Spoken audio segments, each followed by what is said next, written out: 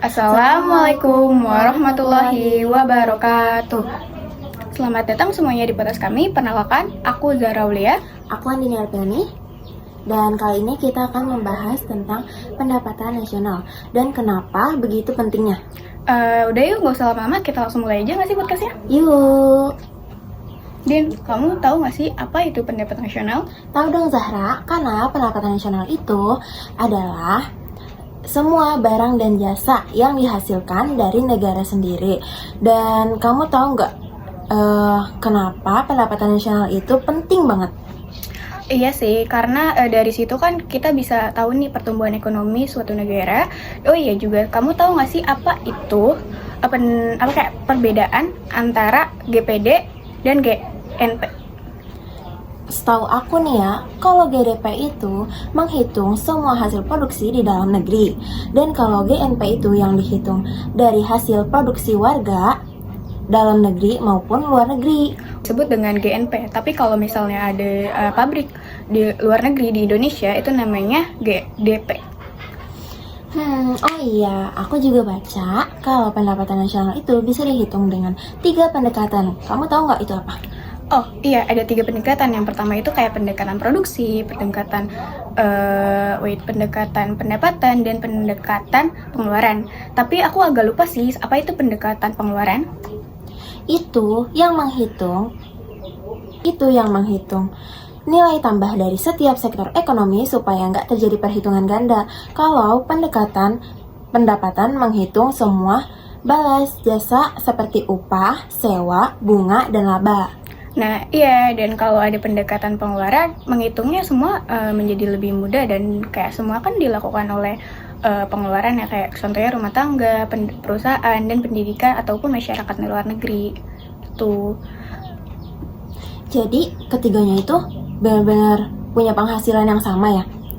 Secara tahu sih iya ya, walaupun terkadang tuh ada perbedaan sedikit karena data yang digunakan kan emang berbeda-beda gitu ya. Iya. Oke, paham-paham deh. Terus kamu tahu nggak apa yang dimaksud pendapatan per kapita itu? Tahu dong, pendapatan per kapita tuh kalau nggak salah nih ya, pendapatan rata-rata per orang di suatu negara dihitung dari pendapatan nasionalnya dan dibagi menjadi jumlah penduduknya gitu. Oh, jadi kalau jumlah penduduknya banyak, tapi pendapatannya kecil, kesejahteraan masyarakatnya gimana? Makanya pendapatan per kapita kan sering banget dijadikan ukuran kemakmuran suatu negara ya, Din. Oh iya. Oh, ternyata semua saling berkaitan ya terhadap pendapatan nasional, pertumbuhan ekonomi, sampai ke kesejahteraan masyarakatnya ya. Betul banget, Din. Kalau pendapatan nasional naik, berarti itu perekonomian suatu negara itu juga ikut tumbuh dan berkembang yang bisa oleh masyarakat, dan semakin masyarakat itu semakin sejahtera gitu loh. Ngomong-ngomong soal itu, aku kan baca tentang GDP Indonesia tahun 2023 itu mencapai 2.892 kan triliun, naik dari tahun sebelumnya yang sekitar 19.588 triliun. Artinya ekonomi kita tumbuh sekitar 5,05% dong. Wah, lumayan juga ya, di Indonesia tinggi, termasuk stabil itu sih kayak. Tapi kalau dibandingkan dengan jumlah penduduk sekitar yang 278 juta jiwa, pendapatan per kapita jadinya sekitaran 75 juta atau per tahunnya bisa disebut dengan 4 juta, 90. Wow, keren juga ya.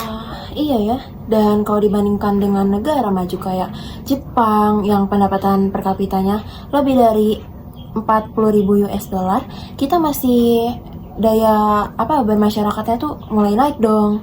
Benar, dan itu tuh bisa jadi tanda kalau produksi masyarakat meningkatkan juga.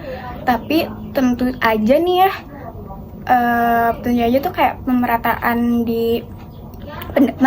pendapat juga penting biar enggak cuman kota-kota besar aja gitu, jadi kayak harus menyeluruh gitu loh. Oh iya.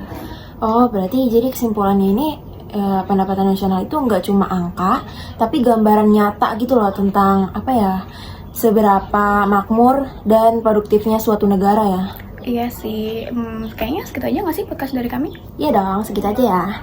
Oke, Udah nggak sih langsung penutupan aja? Yuk.